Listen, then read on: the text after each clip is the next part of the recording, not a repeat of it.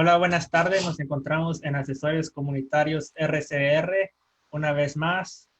Y soy el presentador Raimundo Reyes y copresentadora María Segari, la contadora latina. El señor Eduardo de Lula, distrito del Consejo número 18, no nos pudo acompañar el día de hoy. Nos acompaña el día de hoy el profesor Espinosa de la Universidad de Cincinnati y estaremos hablando sobre la educación del hogar. Sabemos que muchas personas, muchos estudiantes están tomando clases por internet y en algún momento va a llegar la decisión si los quieren mandar en persona a las escuelas o si continúan por internet. Y María. Sí, buenas tardes, yo soy María Segari, la contadora latina de Houston Tax Professionals. El día de hoy le damos la bienvenida al profesor Mauricio Espinosa, una persona que admiro, respeto grandemente, y él nos va a dar un poco de información acerca de su perspectiva en esta educación a distancia, que ya se ha trabajado en las universidades antes y ahora pues está usándose mucho más. Profesor Mauricio, nos da por favor un poquito acerca de usted, de su biografía, trabajo. Muy bien. Muy buenas tardes o noches, dependiendo de dónde estemos. Y muchas gracias por la invitación. Y saludos a todos los que ven y escuchan. Sí, yo soy profesor de español y estudios latinoamericanos en la Universidad de Cincinnati. Y bueno, he tenido experiencia entonces con esto de la transición a la educación en línea, ¿no? O utilizando programas como este, como el Zoom o WebEx u otras plataformas que existen, ¿no? Para poder hacer educación virtual. Y también soy el padre de dos hijas, una en la universidad y otra en la secundaria, ¿no? Que han tenido también que utilizar pues estas plataformas, estos sistemas, ¿no? Para poder seguir con la educación debido a la pandemia, ¿no? Entonces tengo ambas experiencias, ¿no? Y bueno, hay mucho que decir sobre lo bueno y lo malo, ¿no? De esos sistemas y sobre qué tanto va a afectar a la educación a futuro, ¿no? Que sería, digamos, la gran pregunta en este momento. Claro que sí. Primero que nada, ya que estamos en este punto que tocas, ¿cómo va a afectar la educación al futuro? ¿Te parece que las clases virtuales llegaron y para quedarse? ¿Que ese es el sistema que vamos a usar? No creo que la educación, digamos, presencial, en persona, ¿no? Ese modelo que hemos tenido por mucho tiempo, no creo que haya ser sustituido totalmente, ¿no? Creo que no es, primero que todo, no es bueno para el sistema financiero de las universidades y de otras escuelas, ¿no? Que tardaría mucho en cambiar y sería muy difícil cambiarlo, ¿no? Porque depende en gran medida, pues, de los dormitorios, ¿no? Los estudiantes pagan el alquiler ahí, los comedores, las cafeterías escolares, la economía local, ¿no? En los pueblos y ciudades universitarias, que también depende mucho de los estudiantes, de los padres, de los que visitan, ¿no? Toda la economía, ¿no? Asociada a las universidades, a los campus, etcétera. Y muchos otros trabajadores, ¿no? En la universidad que dependen. Y esto sin contar los programas de deportes, ¿no? Que también pues, son aunque no están directamente relacionados con la misión educativa, pues en algunos casos pues manejan millones y millones de dólares, ¿no? Y dependen pues, de la gente que puede visitar los estadios, todo esto, ¿no? Los estudiantes que estén ahí presentes, ¿no? Los que son atletas, los estudiantes, padres, egresados que visitan, que van a los partidos, toda esta cosa, ¿no? Hay todas economías y hay muchos trabajadores en las universidades que dependen de esas actividades, ¿no? Eventos deportivos, otros tipos de eventos, conferencias, todo esto, ¿no? Entonces, digamos que si no hubiera clases presenciales, pues afectaría la economía un montón. Toda la gente que trabaja limpiando los salones, los edificios, que provee servicios de jardinería, construcción, mantenimiento. Estamos hablando de miles y miles, probablemente millones de empleos, ¿no? Hay más de 4,000 universidades en Estados Unidos. Wow. Entonces pensemos en el impacto, ¿no? Entonces difícilmente eso va a cambiar, ¿no? Lo que sí es muy posible que veamos es que aumente, ¿no? Las ofertas de clases virtuales.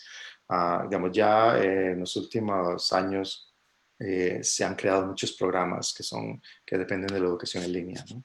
Muchos totalmente en línea, que no usan este tipo de tecnología, ¿no? Como nosotros conversando como si estuviéramos en una clase, ¿no? Como se hace ahora, de tratar de reproducir la experiencia del salón de clases. Sino que esas clases se enseñan, y nosotros las enseñamos en nuestro departamento, con lo que se llama educación asincrónica, o sea, que no es al mismo tiempo, ¿verdad? El curso se prepara para que uno aprenda en línea, independiente, de forma independiente, con módulos que uno va leyendo, viendo videos que graban los profesores, y uno aprende a su propio paso, ¿no? A su propio nivel, y luego hace las tareas y los ejercicios que están en línea. O sea, que el profesor simplemente administra el curso, califica los trabajos, responde preguntas. Ese modelo se ha usado desde hace muchos años para algunos cursos, y también hay ciertos programas que son totalmente en línea de esa forma, ¿no? Con educación a distancia total.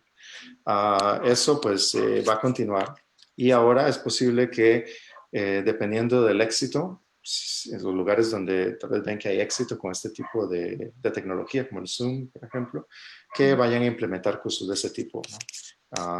Para tratar de atraer estudiantes, digamos, fuera de la ciudad, fuera del estado, que perfectamente podrían asistir sin tener que mudarse, ¿no? Y estar ahí en ese lugar, o incluso fuera del país, perfectamente. Claro que sí.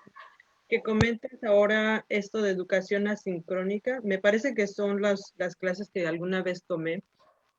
Mira, una vez tomé una clase que se llamaba comunicación no verbal y la tomé porque se supone, no sé si sabes, pero hay una app que se llama Rate My Professor o Rate My something Sí. something. Ya casi nadie lo usa, pero sí, sí lo he visto. Bueno, eso era ya hace unos años. Tú lo usaste, Raimundo, seguramente. Y Sí, ya sabes, le ponían el chilito ahí que se está bajando el profesor y cosas de eso, ¿no?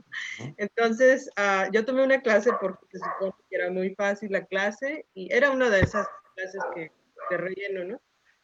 Entonces la tomé en línea, es dificilísima, mucha información que había que sacar. Entonces la reprobé, la fallé, la clase, porque era demasiada información y yo se supone que era la más fácil, ¿no? Y después tomé la clase, como la fallé, tuve que tomarla nuevamente y esta vez la hice en persona.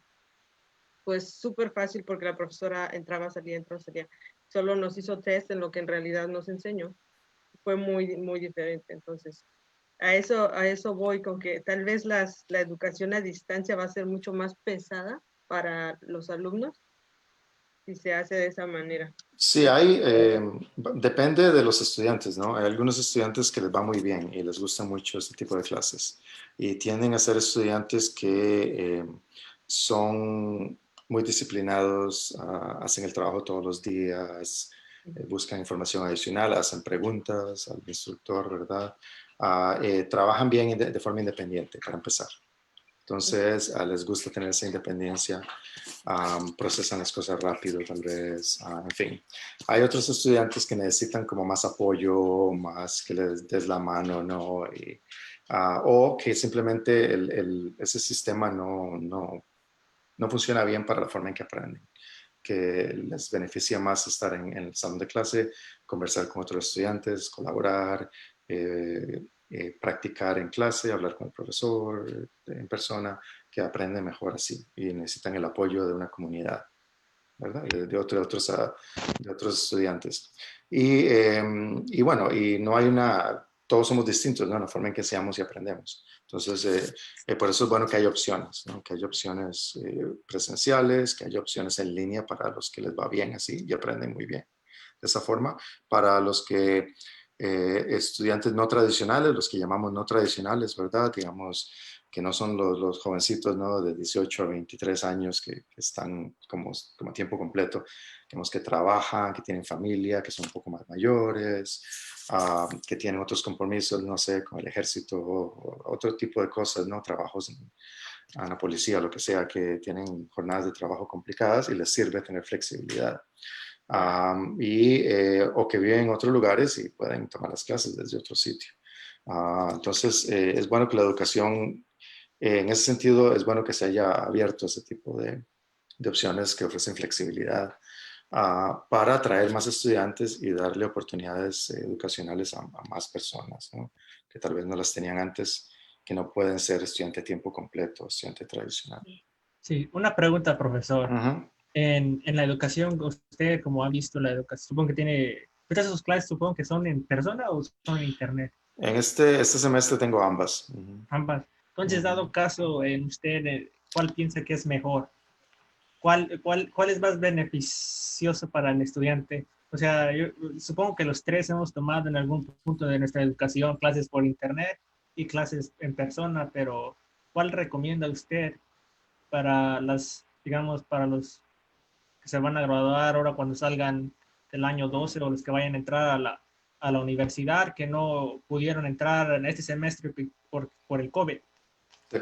Bueno, personalmente, a nivel personal, me gustan más las clases presenciales. Me parece que son mejores en el sentido de que se puede practicar más en clase, de que uno puede, como instructor, pues desarrollar ese tipo de relaciones con los estudiantes más cercanas, ¿no?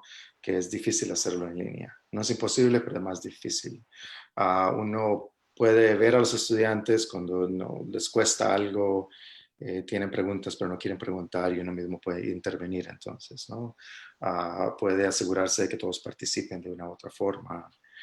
Entonces, en ese sentido, se pierde un poco, digamos, la comunidad, ¿no? Que es lo que una universidad, como su nombre indica, ¿no? Que es un sitio universal donde todo tipo de personas se reúnen, ¿no? Y donde se crea esa comunidad de aprendizaje.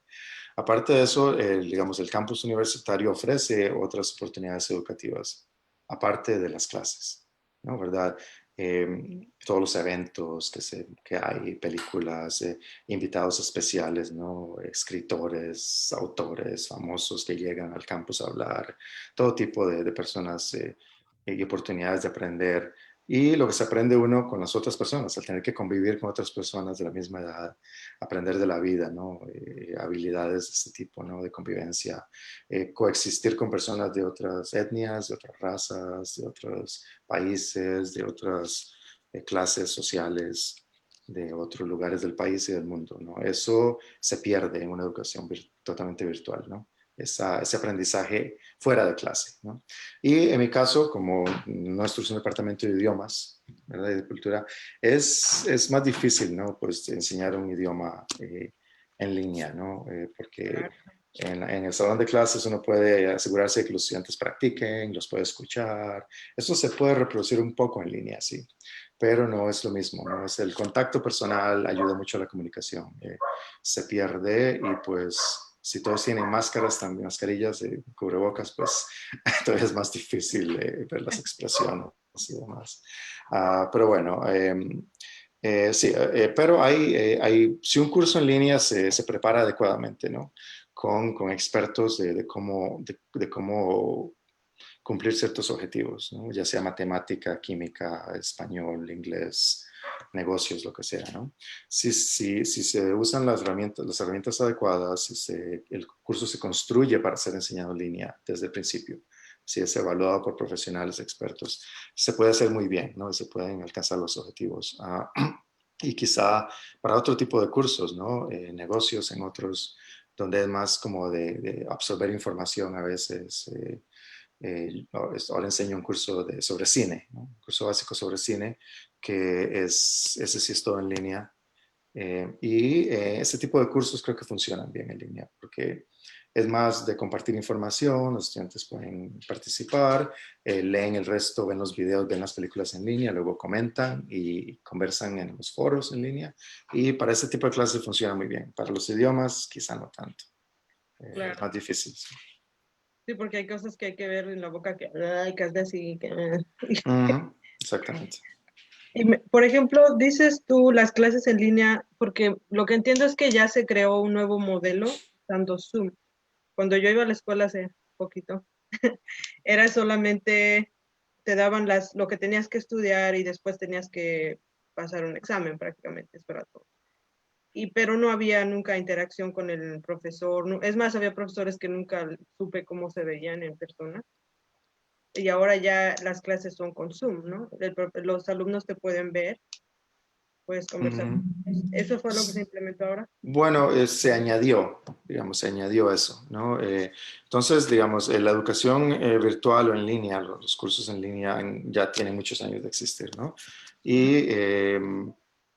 Y eso generalmente implicaba en ese tipo de cursos donde uno independientemente en línea iba y completaba el trabajo, leía, hacía los quizzes, los exámenes. De vez en cuando pues había que conversar tal vez con el profesor, chequear por ahí, a ver cómo estaba la cosa. Uno podía enviar preguntas o ir a las sesiones virtuales tal vez de oficina, ¿no? Pero y lo que se implementó debido a la pandemia, así como muy rápido, ¿no? Fue el tratar de reproducir la experiencia del salón de clases con la tecnología. En cursos que ya estaban diseñados, porque digamos en marzo cuando ocurre todo esto, las universidades cierran cerca del Spring Break, ¿verdad? Fue nuestro caso. Ya después del Spring Break teníamos que enseñar en línea. Cursos que no eran diseñados para ser enseñados en línea, ¿verdad? No teníamos los módulos, no teníamos el material disponible. Eso toma tiempo, ¿verdad? Toma meses de preparación el cambiar un curso presencial a todo en línea. Entonces, lo más rápido y quizá lo más fácil era seguir con el mismo modelo del profesor conversando, los estudiantes participando, de dar el lecture, todo esto. Pero simplemente ahora hacerlo a través de la computadora, ¿no? Y de forma remota, pero el formato no cambiaba. Igual uno podía hacer lo mismo, pues se podía presentar un PowerPoint, ver un video, conversar entre los estudiantes, hacer lo mismo, ¿no? Y eso fue como una medida de emergencia. Entonces ya había sistemas, ¿no? Que pues, el Zoom ya estaba, el WebEx, que es el que usamos nosotros. Y de repente esos sistemas de las empresas pues empezaron a modificar y a mejorar sus programas para responder a la demanda, ¿no? Y bueno, y ahora en este semestre, después de haber tenido un verano, ¿no? Para prepararnos, entonces tenemos una mezcla, ¿no? Tenemos cursos que fueron cambiados para ser enseñados en línea totalmente, ¿verdad? Sin Zoom, sin este tipo de plataforma. Y luego otros profesores que decidieron, no, yo quiero usar el Zoom o algo como Zoom, Microsoft Teams o WebEx o lo que sea. Y tratar de simplemente seguir reproduciendo la experiencia del salón de clases, pero en Zoom, ¿no? Entonces, uno de mis cursos, que es un curso de posgrado, de traducción literaria, ¿no? Yo voy al salón de clases y llegan algunos estudiantes que quieren hacerlo en persona, hacer el curso en persona, y los demás están en WebEx, en línea. Entonces tengo una mezcla, ¿no? de estudiantes ahí, ¿verdad? Con sus cubrebocas, cumpliendo con todos los protocolos. Y en la computadora tengo al resto de los estudiantes y todos se conectan y se pueden mirar en la pantalla y demás. Y pueden conversar, ¿no? Entonces, en ese curso ofrezco ambas opciones porque todavía era permitido en nuestra universidad hacerlo. En el curso de cine son muchos estudiantes, es más difícil. Y ahí, pues, por la naturaleza del curso, lo hago una sesión por WebEx para explicar el material y el resto es asincrónico en línea donde ellos hacen el resto del trabajo. Entonces, digamos que estoy empleando los tres modelos de enseñanza en este semestre, ¿no? Y todavía no sabemos el próximo semestre qué va a ocurrir. Sé que a todos nos tocó, por ejemplo, aprender tecnología, aprender cosas nuevas de la computadora. Prácticamente ahorita, a mí me parece, ¿no? En mi carrera, por ejemplo, no solamente tengo que saber contabilidad y impuestos, sino ahora una carrera diferente en computación, en sistemas, y que ya le faltó acá y que ya se me desconectó acá y dije, ¿y eso cómo lo hago, no? Y nos tocó como reentrenarnos a todos para poder ser más eficientes, ¿no? Con esta pandemia. La información que recibo de tu percepción es un poquito diferente de la que tienen, por ejemplo, los distritos escolares a nivel básico. Ellos como que no quieren que los niños regresen a las aulas por ahora. Lo que yo entiendo más o menos de las conversaciones con ellos es que ellos quieren que los niños estén en casa y aprendan a ser más autodidactas. Y las universidades es al revés, como que ustedes preferirían que la gente venga a la escuela presencialmente para que continúe todo lo que es la universidad, la experiencia completa, como dices tú, los deportes, las clases extras, la socialización, y todo eso. ¿Ese es más o menos así? ¿Te parece que a nivel el básico, a nivel medio, es preferible que los niños estén en casa y aprendan a aprender solos, ahora sí, a ser autodidactas? Sí, bueno, ha sido muy distinto, ¿no? La implementación de estas medidas cambian estado por estado, universidad por universidad o distrito escolar. Entonces, hay algunas universidades, muchas universidades están haciéndolo todo en línea, ¿no? Porque no querían arriesgar, tomar el riesgo. Otras empezaron, abrieron y luego tuvieron muchos casos de la enfermedad y decidieron cerrar porque arriesgaron mucho. Entonces, otras, pues todavía hasta el momento lo han manejado bien, ¿no? Y las cosas van, pues sí ha habido casos, pero no han sido tantos, no ha funcionado, ¿no? Hasta ahora. Eso puede cambiar en cualquier momento, ¿verdad? En cualquier momento podría cambiar y nos dicen, pues ahora pasamos a todo en línea, ¿verdad? Es difícil saber, ¿no? Pues ojalá que mejore, ¿no? Y que más bien vayamos saliendo adelante. Quizá el riesgo con las escuelas, como las escuelas primarias, las secundarias, quizás es otra dinámica, ¿no? Primero, como decía, sí, no está la experiencia del campus universitario y, digamos, económicamente lo que eso implica también, ¿no? El cerrar totalmente. Entonces, porque las universidades públicas como la mía perdieron mucho dinero que el Estado les ofrece, ¿no? Entonces, estaba difícil seguir perdiendo dinero, ¿no? Seguir perdiendo presupuesto, otras fuentes. Pero digamos, pensemos en las escuelas primarias, que es con los niños pequeños que es tan difícil, ¿no? Que cumplan las medidas y que sigan las medidas, que están aprendiendo todavía cosas básicas, ¿no? ¿Verdad? Como cómo comportarse. Es muy difícil que mantengan la distancia porque son niños, ¿no? Y que van a querer jugar juntos, abrazarse, toda esa cosa, ¿no? Porque por la edad, ¿no? Es muy difícil a los más pequeños, ¿no? Quizá los mayores tal vez sí lo hagan, pero aún así estamos hablando de adolescentes que tal vez no va a ser más difícil que sigan las medidas, ¿verdad? Eh, y, eh, y espacios, ¿no? En escuelas donde hay muchos estudiantes en un edificio relativamente pequeño, ¿no? La universidad se esparce más. Hay muchos estudiantes, pero son lugares, son campuses mucho más grandes. Hay muchos edificios, muchas zonas verdes. Hay más espacios donde esparcirse, ¿no? Nosotros redujimos el número máximo en cada salón de clases para que la gente pueda estar a 6 pies de distancia, ¿no? Todo se modificó, ¿no? Eso es muy difícil pues en muchas escuelas, ¿no? Colegios donde pues ya tienen problemas de infraestructura, de presupuesto, hay hacinamiento, ¿no? Pues empecemos en los que tienen menos recursos y donde pues hay miles de estudiantes y todos digamos, en los pasillos saliendo de clase, pues no hay espacio para hacer eso. Los salones de clase ya tienen demasiados estudiantes para empezar. En las aulas no hay aire acondicionado, hay muchos, ¿verdad? En fin, las condiciones, pues pocos baños para poder mantener la distancia y todo eso. O sea, el colegio es la secundaria de mi hija, ¿no? Que está en su último año de la secundaria, pues por ahora están haciéndolo todo en línea desde casa, usando que es Microsoft Teams, de esta forma, ¿no? Sincrónica, ¿no? Utilizando ese tipo de enseñanza, pero y el resto lo hacen pues en línea. ¿Y esa fue Su parte. elección tuya o todo el distrito escolar lo hizo en línea? En este momento todo el distrito escolar lo hace en línea, ¿no? Ah, Después van a ofrecer la opción más adelante, si las cosas mejoran, de un par de días de forma presencial y el resto en línea. Pero los padres que no quieren enviar a los estudiantes en persona hay 2 listas y pueden estar en la lista de todo en línea. Y pueden optar. Y si no tienen tecnología, ¿verdad? Entonces tienen otra opción donde les mandan todos los materiales para que hagan como homeschooling, básicamente.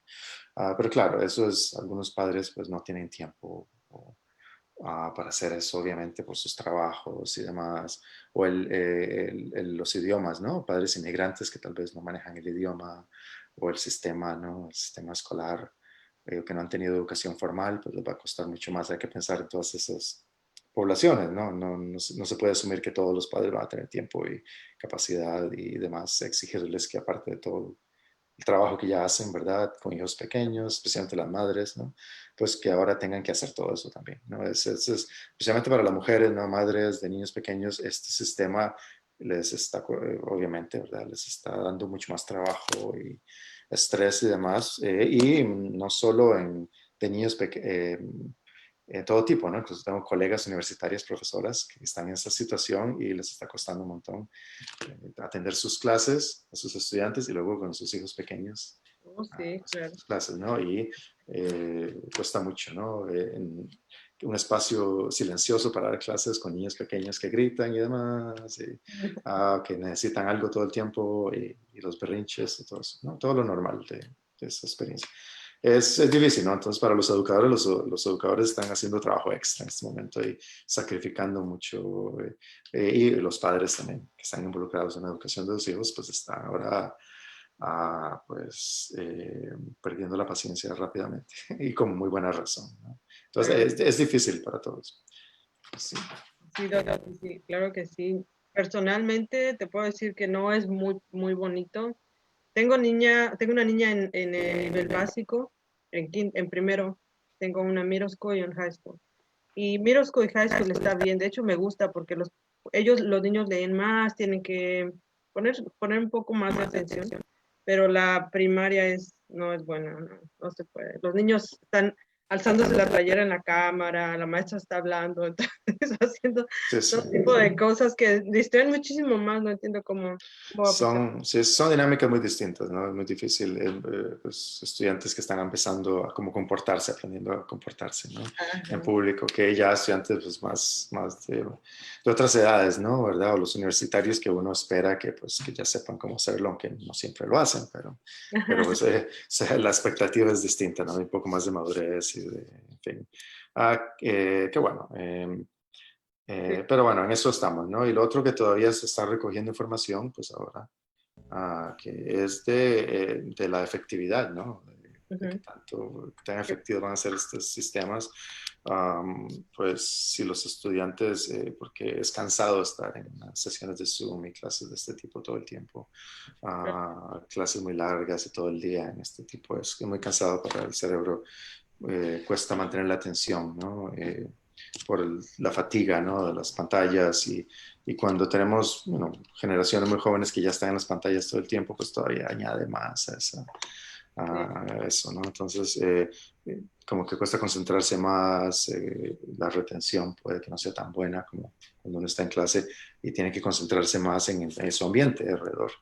Si uno está en la casa, en el apartamento, en el dormitorio, pues hay muchas distracciones. La mayoría de los estudiantes apagan la cámara. Entonces uno no sabe si de verdad están ahí poniendo atención o si simplemente pues espero que no, ¿verdad? Si se fueron a dormir otra vez y dejaron nada más la cámara encendida para pretender que están ahí. O si están haciendo otra cosa, ¿no? En el teléfono o haciendo la tarea de otra clase o saber, ¿no? Es muy difícil y no hay tiempo como para andar asegurándose de que todo el mundo... Y algunos que no pueden encender la cámara porque su internet no es tan bueno y se satura el sistema también por mucho video. Entonces hay muchos inconvenientes en ese sentido, ¿no? Y no sabemos, habrá que recoger más información, ¿no? Después, los que van a investigar esto y van a sacar artículos y demás, pues ya tendremos más información sobre si esto funciona o no y qué hay que cambiar y todo eso. Claro que sí, te imaginas en unos 10 años. El otro día me tomé una fotografía con el tapaboca y está así, mira, estoy así agarrando una cosa y tiene hilitos, ¿no? No sé, pero te digo, a veces parece una ropa interior, ¿no? Sí. Y le dije a alguien, le digo, imagínate, en unos 20 años vamos a tener que explicar qué estábamos agarrando en las fotos, ¿no? En las cámaras o lo que sea. Así Entonces, es. eso da mucha risa. El día de ayer me tocó ir ¿cómo se llama? Florida Atlantic University. Yo no vi ya a nadie usando, bueno, pasé para empezar por el salón de lunch, por la cafetería.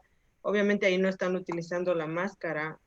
E incluso los niños estaban afuera, los muchachos estaban afuera corriendo y eso no, tampoco lo estaban usando. ¿Eso es opcional en este momento en las universidades o es?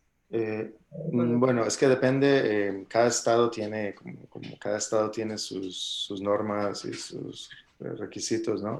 Es difícil saber. Y ciudades que son más estrictas, otras menos estrictas.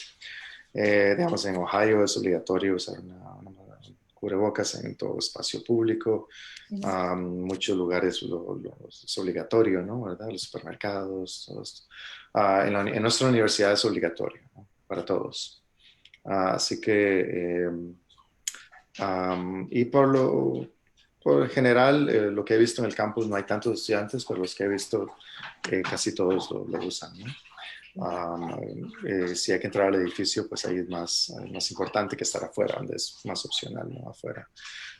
Pero hasta el momento, los estudiantes que tenían clase, que han venido a la clase, todos usan su cubrebocas, han seguido esas reglas, todos los instructores y demás. Yo tengo que usarlo también en la clase cuando estoy. Y pues, en ese sentido ha sido estricto, ¿no? En nuestra universidad, pero estoy seguro que hay otros lugares donde tal vez pues no lo obligan a la gente a hacerlo, no les importa. Y pues no se puede controlar a todo el mundo en todo momento, ¿no? Yo no vi social distancing. Sí, es pura responsabilidad personal, al fin de cuentas, y pues también uno no sabe, ¿no? Si son estudiantes que viven juntos en el dormitorio, pues ya son parte de su propia burbuja, entonces si están juntos muy cerca, pues uno no sabe tampoco si están cumpliendo o no, ¿verdad? Porque de repente viven juntos en un apartamento o en el dormitorio y ya son, pues, son su propia burbuja social. Pero bueno, al menos en nuestra experiencia hasta el momento va bien, ¿no? Y son una minoría las clases que son en presenciales, ¿no? No hay tantos estudiantes en el campus, casi no hay actividades, ¿verdad? No hay deportes. Sí hay deportes, pero no, hay muy poca gente que puede asistir, ¿no? ¿Verdad? Al estadio, cosas así. Y las otras actividades, conferencias, todo eso se ha suspendido. Ah, y, por, y pues bueno, sí, muchos profesores decidieron pues, no hacer las clases desde su casa y evitar riesgo.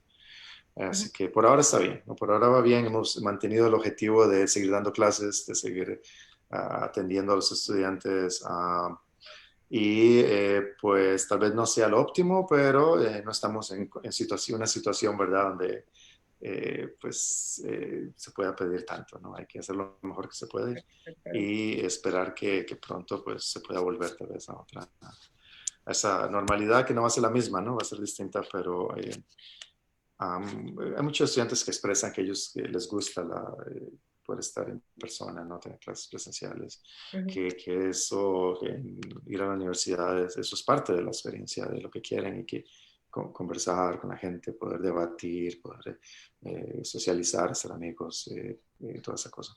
Entonces, pues, esto seguirá siendo parte de la experiencia, ¿no? Al menos por los próximos años ya veremos qué tanto nos empezamos a mover hacia lo virtual y el porcentaje, ¿no? De clases, de programas que tal vez cambien como resultado de esto. Y pues van a ver que hay opciones, puede haber beneficios económicos de expansión, ¿no? Con esto, ¿no? Donde tal vez ofrezcan programas a estudiantes de otros estados, donde se puedan matricular en tal universidad y entonces expande, ¿no? El número de estudiantes posibles u otros países.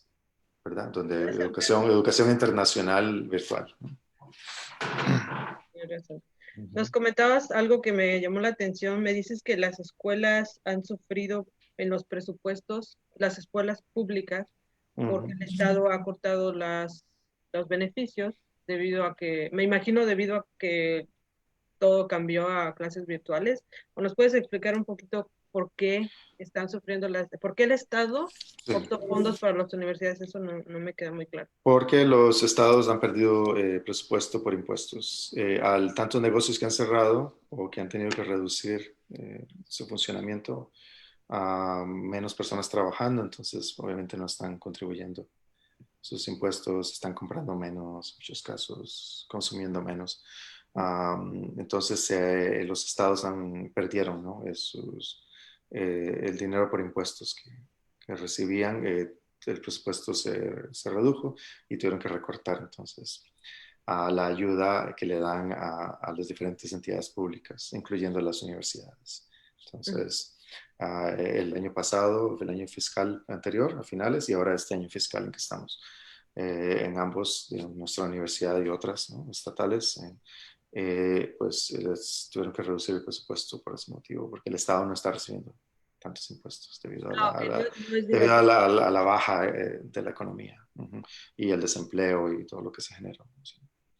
No es No, directamente relacionado con la cantidad de alumnos que se inscribieron o el, ¿cómo se llama? El performance que ha tenido. ujú. No, es, En algunos casos también eso influyó. Algunas universidades han tenido menos estudiantes matriculados inscritos. Entonces, perdieron parte de su presupuesto. Nuestra universidad afortunadamente no sufrió eso, más bien tuvimos la clase más grande, ¿no? En la historia de este año, a pesar de la pandemia. Y parece que los cursos que se ofrecieron en línea más bien ayudaron, porque muchos estudiantes vieron que les iba a servir más hacer eso. Pero bueno, pero sí, ¿no? Muchas universidades han perdido ingresos por la matrícula reducida, por los fees, ¿verdad? Que hay que pagar y que ya si el gimnasio no está disponible, si estas otras cosas que uno, por las cuales paga parte, ¿no? Servicios de biblioteca, otros. Entonces tuvieron que devolver, reembolsar, ¿no? Parte de sus dineros a los estudiantes por los dormitorios, por las cafeterías, todo esto. Como ya no estaba en el campus, obviamente los tuvieron que devolverles el dinero. Y claro, ahí las universidades perdieron bastante. Y otros fondos, ¿no? Por deportes, obviamente contratos con la televisión. Se cancelaron el baloncesto, por ejemplo, universitario. Se ujú, canceló en la primavera y ya se pierde pues todo ok. el dinero, ¿no? Por los derechos de transmisión televisiva. Mucha cosa, ¿no? Que opera, que es fuera de lo educativo, pero que es parte, digamos, de las universidades estadounidenses que son muy únicas en ese sentido en el mundo, ¿no? Claro. En otros países, pues eso no existe, ¿no? Y la forma en que las universidades reciben sus presupuestos o que ganan dinero es distinto. Pero aquí, pues Entonces, todo eso. ¿algunos pudieron recibir reembolso debido a la pandemia? Sí, en nuestro caso, en la universidad y en otras, pues les regresaron el dinero porque ya no iban a estar en los dormitorios. Y les devolvieron un porcentaje, ¿no? De los servicios que ya no iban a utilizar en el campus. Mm. Una vez fui a reclamar en la universidad que me cobraban gimnasio y dije, pues si yo nunca voy, ¿por qué me están cobrando? Digo, pues no vas porque no quieres, porque de ahí en adelante me llevaba mi lonche a comérmelo al gimnasio. Dije, por lo menos me voy a sentar ahí, Sí, sí, pues ya que estoy pagando cuánto, ¿no? sí, son parte del sistema, ¿no? Quizá algunos pueden con mucha razón decir que no es justo, pero bueno, Ujú, es una forma en que esa infraestructura se mantiene, ¿no? Se mejora. claro, Entonces, bueno, eso es debatible también, pero los deportes también son debatibles, ¿no? sí, sí. Son, eh, se pueden ver lo positivo y lo negativo, Ujú. ¿no? Me parece bueno que hayan dado reembolsos porque pues es demasiado caro a veces y las personas que pagamos de nuestro bolsillo todo caro. Ujú. Entonces, ¿tienes alguna pregunta, Raimundo? No te he dejado hablar ahora. No te escuchamos. Todavía no. No se te escucha, quién sabe. Bueno, Mauricio, en lo que Raimundo arregla su audio, ¿nos puedes contar un poquito acerca de cómo es la comunidad hispana en Cincinnati? Ok. O me puedes enviar, Raimundo, la pregunta por el chat y la miro. Ajá, Entonces, sí, ahí sí, lo sí. respondo también. Pues es una comunidad relativamente, es bastante pequeña, ¿no? Comparada con pues, lo que hay en otras ciudades como Ujú, Houston, ¿no? Como Miami o Los Ángeles, obviamente, que tienen cientos de miles o millones de hispanos, ¿no? De latinos. Aquí hay un porcentaje quizá del 5% de las, ¿verdad? 5%, algunas comunidades, algunos barrios tienen 10%, tal vez 15%. Depende de la zona, ¿no? Um, Así que, y el promedio en Ohio es bajo, ¿no? En Ohio es un 3-4% en el estado de hispanos. En la Universidad de Cincinnati tenemos igual alrededor de un 4 o 5% estudiantes latinos. Tenemos campus regionales, en un campus regional es cercano al 10%, que ahí asisten más latinos. Entonces, eh, y es una población bastante joven en el sentido de que son migrantes más recientes, ¿verdad? Um, de los últimos 10, 20 años. Y es distinta también, ¿no? De otras zonas, digamos, del oeste o Chicago, que la mayoría son mexicanos, ¿no? Inmigrantes mexicanos o mexicano-americanos. Aquí pues también hay una población mexicana, pero la migración más reciente es de centroamericanos, eso en la mayoría. Entonces, sí, guatemaltecos especialmente, ahora hondureños y salvadoreños también. Y la comunidad guatemalteca es indígena maya especialmente. Que sí, ya había una comunidad desde los 80 establecido por la guerra civil y ahora con las nuevas migraciones pues tenían contactos familiares, entonces se han establecido por aquí. Y hay ciertos barrios en la comunidad que hay bastantes centroamericanos, ¿no? Últimamente también nicaragüenses, ¿no? Debido a la crisis política en Nicaragua que han llegado también. Y luego sudamericanos también, colombianos, peruanos y últimamente venezolanos también, que debido a la situación política económica en Venezuela, pues han llegado bastantes refugiados, inmigrantes venezolanos. Entonces, digamos que aparte de la población mexicana, que se ha mantenido estable, ¿no? Porque el número de mexicanos migrando a Estados Unidos ha bajado relativamente en los últimos años. Entonces, digamos, las nuevas migraciones son del norte de Centroamérica y de Sudamérica, del norte de Sudamérica. ¿Tienes compatriotas? Por cierto, Raimundo y el público, el profesor Mauricio Espinosa es de Costa Rica. Uh-huh. ¿Tienes compatriotas cerca de ti, en tu comunidad? Muy poquitos. Sí hay algunos, ¿no? Tengo una colega en la universidad, hay otras personas en la comunidad que son costarricenses, pero muy pocos. Digamos que la comunidad, la diáspora costarricense es muy pequeña para empezar, porque es un país pequeño de menos de 5 millones. Entonces, y en Estados Unidos habrá unos 300,000 más o menos, no más de medio millón de migrantes costarricenses. Entonces, y la mayoría están en la zona de Nueva York y Nueva Jersey. Otros en Carolina del Norte y en Los Ángeles, la mayoría. Entonces, esas son las comunidades de costarricenses más grandes, ¿no? Y entonces, en otras ciudades más pequeñas, pues somos muy pocos, ¿no? Contados con la mano, probablemente. Entonces, en ese caso, pues, otros centroamericanos, ¿no? Pues son con los que uno más tiene una cercanía cultural más importante, ¿no? En cuanto a ciertas comidas o ese tipo de cosas, ¿no? Y una cultura o historia común. Entonces, cuando encuentras a un costarricense, ¡ay, hermano! ¿No? Creo que ya los que estamos aquí ya nos conocemos, ¿no? Somos poquitos, ¿no? Sí. Me imagino que ni siquiera tienen un consulado para ustedes ahí, ¿no? No, en Chicago está más cercano.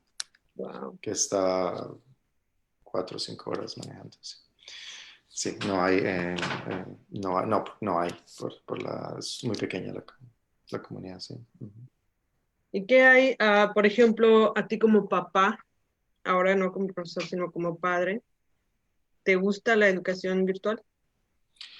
Pues no es mi favorita, pero pues considerando las circunstancias, ¿no? Pues se logra el objetivo, ¿no? Y mi hija ha estado haciendo eso este año escolar, es su último año, ¿no? De la secundaria. Por ahora pues, va bien, ¿no? Pues igual se levanta a la misma hora, hace sus clases en línea y luego hace el resto del trabajo en la tarde, ¿no? Y por ahora va bien, ¿no? Ella había tenido clases en línea anteriormente, ¿no?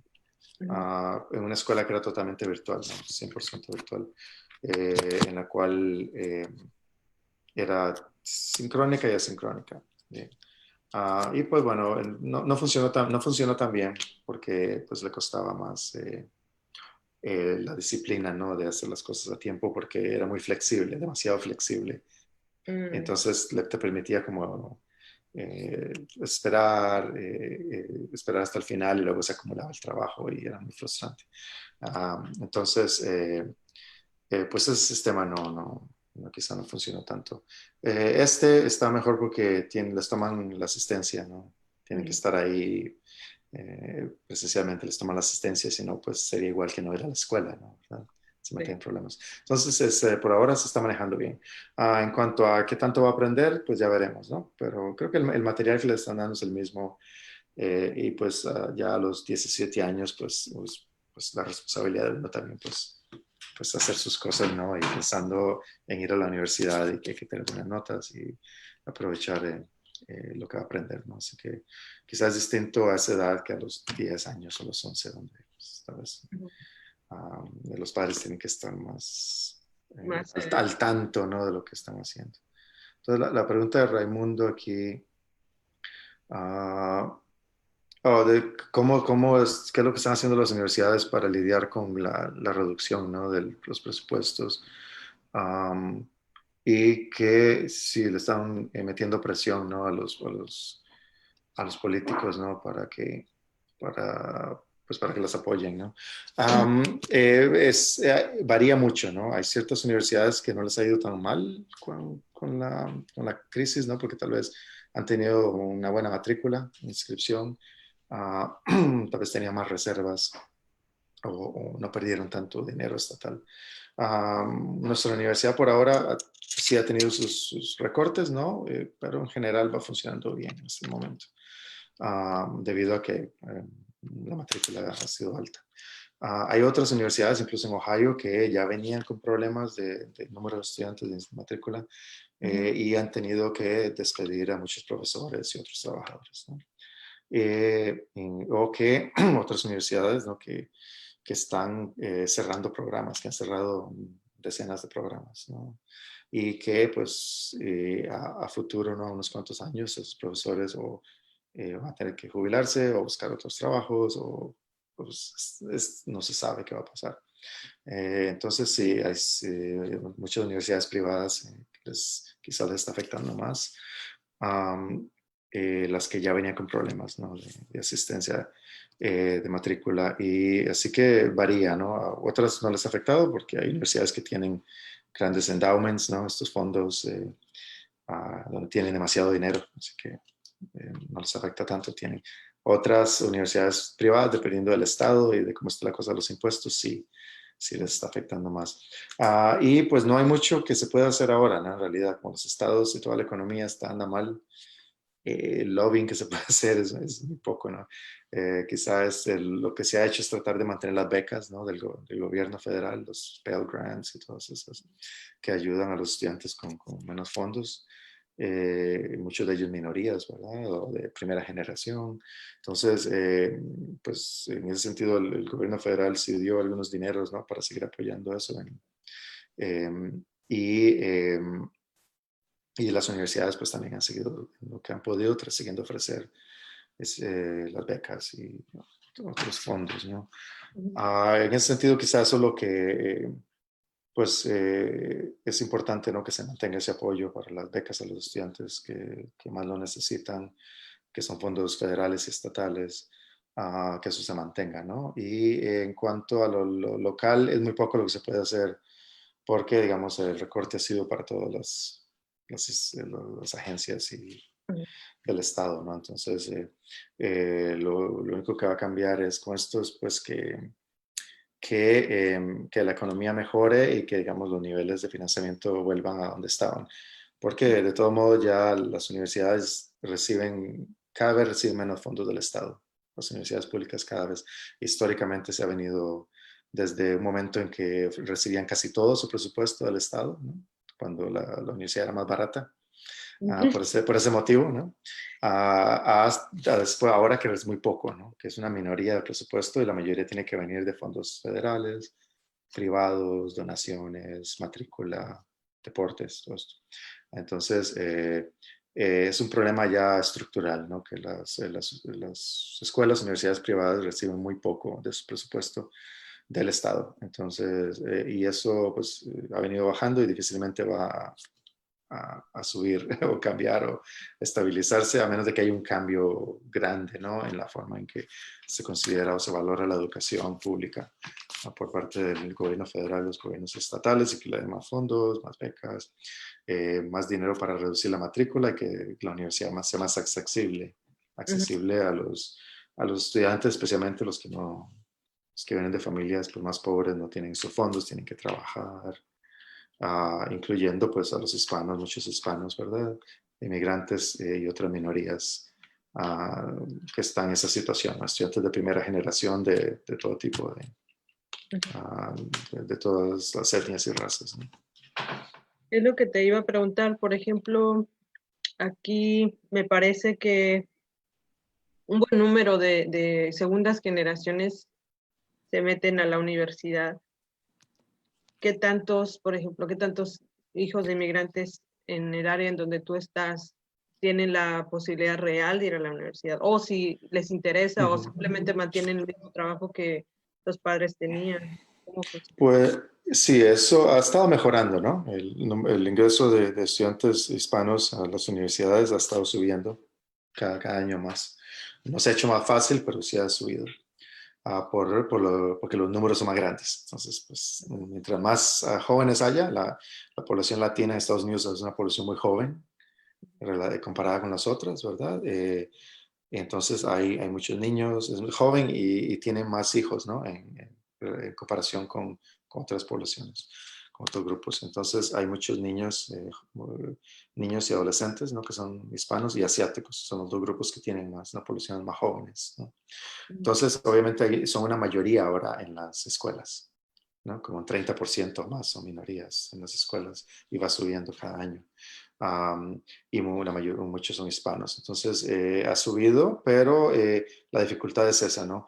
Que son primera generación, entonces no tienen esa historia familiar, ¿no? De que uno va a la universidad como una cosa más normal, digamos, a lo lógico o el siguiente paso, ¿verdad?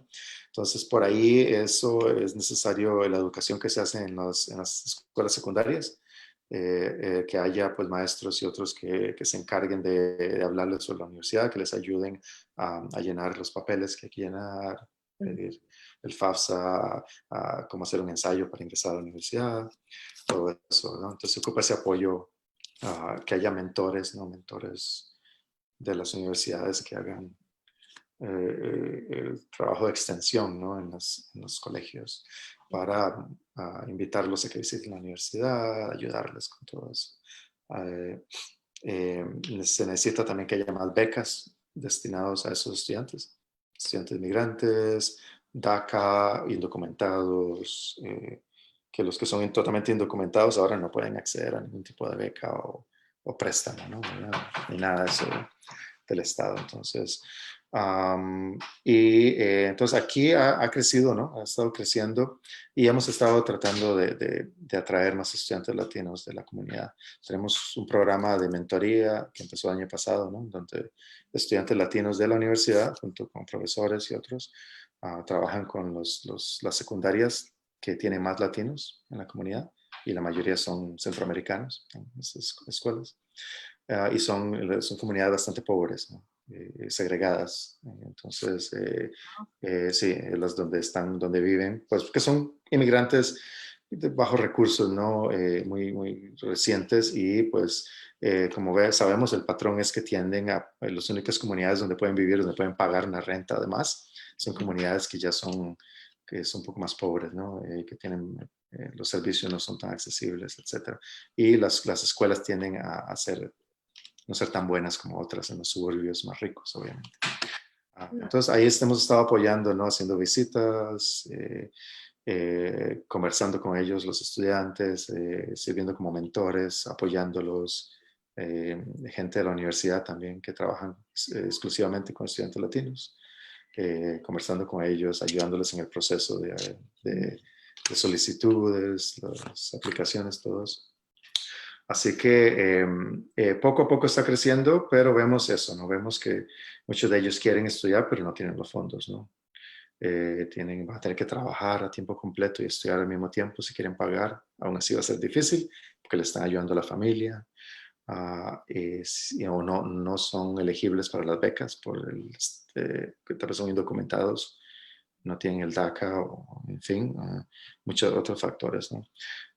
Entonces, esos siguen siendo impedimentos, ¿no? Para que crezca la población y otros, pues tal vez, no es que sean malos estudiantes, pero no han podido, como son inmigrantes recientes, muchos de ellos, aprender inglés ha sido difícil, adaptarse, entonces les cuesta más sacar buenas notas, ¿no? Porque estar aprendiendo el idioma y tratar de sacar buenas notas en un nuevo idioma y adaptarse y todo eso pues es difícil.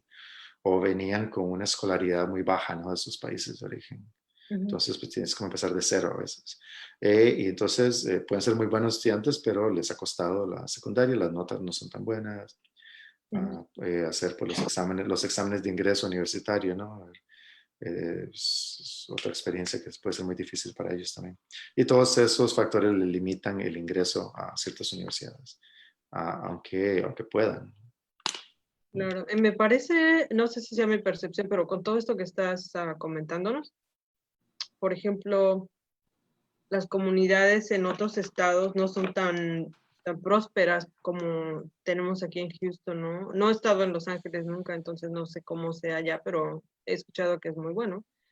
Pero aquí, por ejemplo, en Houston, que me parece que vamos a hacer ya 50%, Raimundo, 40, 50% de latinos. Para mediados del 2021 ya seremos la mayoría sí, en el total en el estado de Texas.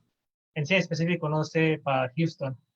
A lo mejor creo que en Houston en sí somos la minoría con más porcentaje, o si no somos la mayoría ya en su totalidad, porque a veces los hispanos, cuando son contados como raza, le ponen blanco. Entonces puede ser que ya seamos la mayoría de personas. Sí, entonces nuestro nivel de vida, en nuestra calidad de vida es mucho mejor que en otros lugares que he visitado. Por ejemplo, en Colorado, como tú dices, las comunidades viven diferente, como que se segregan, no sé si estoy utilizando bien la palabra, se apartan, tienen trabajos muy pobremente pagados, la calidad de vida es muy deficiente, no, a veces no van al doctor, a veces, no sé, viven diferente, viven más humildemente. Entonces, eso es lo que me parece en las comunidades donde hay pocos inmigrantes. Es lo que escuché que era aquí hace 30 años, Sí, ¿no? sí, eso cambia mucho con las generaciones, ¿no? En lugares donde tradicionalmente ha habido muchos hispanos, latinos, mexicanos desde antes de que fuera Estados Unidos, ¿no? Como en Texas, Nuevo México, California, ¿no? Florida, pues ya hay generaciones y generaciones y generaciones, ¿no? De familias establecidas, ¿no? ¿Verdad? Muchos que nunca migraron, que ya estaban ahí, ¿verdad? Y luego otros que vienen de varias generaciones que han tenido, pues generalmente, mientras más generaciones uno esté, pues la economía va mejorando, se adapta más a la cultura y todo eso, ¿no? Entonces la comunidad como que va creciendo, mejorando económicamente, el nivel educativo, todo eso, ¿no? El dominio del inglés, todos esos factores, ¿no? En cambio, con muchas de estas comunidades recientes, que son migrantes recientes de primera generación, y luego los hijos de ellos que ahora están en la secundaria, etcétera, pues cuesta más, ¿no? Porque están empezando ese proceso, ¿no? Y por lo general, pues, por lo general, si han migrado, ¿no? Pues de forma indocumentada, que es la mayoría de los casos, o son trabajadores temporales, ¿no? De la agricultura, pues los trabajos son trabajos duros, físicos, ¿verdad? Que pagan muy poco, hay que trabajar mucho para poder mantener la familia, son muy rudos, ¿no? Para la salud, etcétera.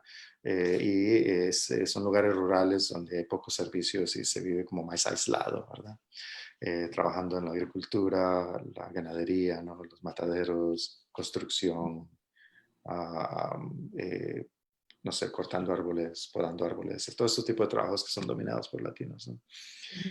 Muchos de ellos son físicamente, pues, son rudos, ¿no? Entonces, eh, es más difícil para esa primera generación, segunda generación ir a la universidad porque las necesidades y las prioridades son otras, ¿no? Es poder establecerse, Claro. es poder comprar una casa, en un momento estabilizarse económicamente, aprender el idioma, pues establecerse y si hay peligro de que los deporten, ¿no? Por los papeles, pues el peligro y el miedo constante, ¿no? Entonces, como que esconderse y no tratar de socializar y salir. ¿Verdad? Es lo que puede pasar a veces pasa en los colegios, universidades, ¿no? Donde pues se dan cuenta que son indocumentados y pues les puede ir mal, ¿no? Desafortunadamente, ¿no? Entonces, claro, la Cincinnati, por ejemplo, está donde hay unas comunidades de hispanos ya más establecidas, ¿verdad? Ujú. O de otros como, en mi caso, ¿no? Que vinimos a Estados Unidos a recibir una educación, entonces nos hemos establecido aquí desde ese privilegio, ¿no? Pero las nuevas olas migratorias son refugiados que están escapando de sus países o que vienen indocumentados a trabajar en lo que se pueda, ¿no? Y son trabajos que generalmente no pagan bien, pues hay dificultades. Va a tomar tiempo para que esas comunidades pues, logren dar el salto, ¿no? Que pues, la educación va a ayudar, ¿no? En ese salto u otros tipos de profesiones, ¿no? Que sean más, que remuneren mejor, que permita un estilo de vida pues un poco mejor. Un poco. Sí, sí, me permitirían para las personas que nos están escuchando, los estudiantes que están en high school, en el bachillerato o colegiatura, como le llamen, en el estado de Texas existe TASFA. No es igual que FAFSA, que es el que provee el dinero para que vayan los estudiantes de bajos recursos o grants, que le llaman.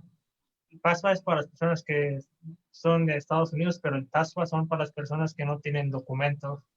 Entonces, tengo entendido que todavía está vigente y pueden aplicar. Y sí, definitivamente, ya que recuperé el audio, ah, Ujú. necesitamos mucha ayuda para las personas de bajos recursos y las personas que no tienen documentos o las personas como DACA para que vayan a la universidad. Y probablemente ni con esa ayuda, pues como si se todavía van a tener que poner su esfuerzo ellos para trabajar y estudiar a la misma vez, porque sabemos que, como acaban de comentar, son primera generación, e inclusive si son segunda generación, todavía a veces tienen, ¿no? A veces problemas. Y sí, Sí. sí, Y bueno, sí, no, y eso es hay una gran cantidad de estudiantes en nuestra universidad aquí que no son minorías, que no son primera generación, pero igual tienen que trabajar para poder estudiar.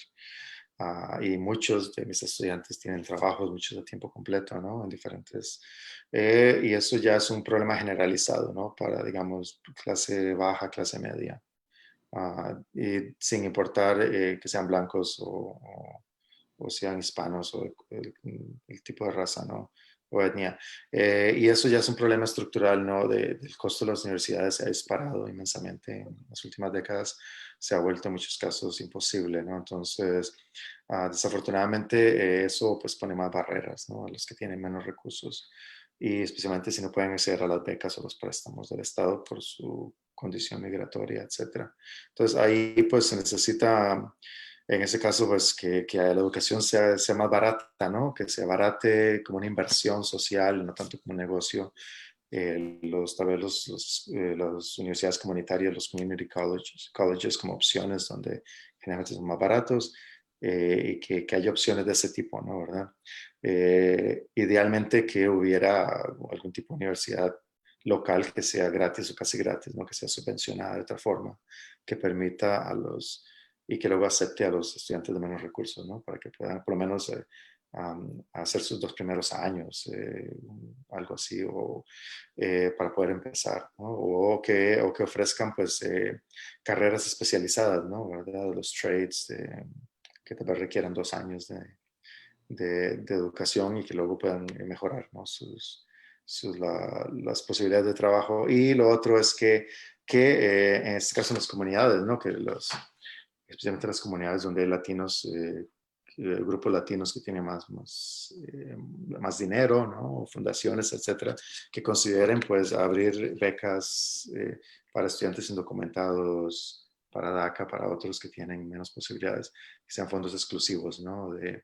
Para esos estudiantes y que trabajen con los colegios, ¿no? Con las escuelas secundarias para identificar estudiantes que son muy buenos, que quieren estudiar, que merecen, ¿no? Un apoyo y que esas becas sean específicamente para ellos, ¿no? Y para por lo menos que les dé un empuje, ¿no?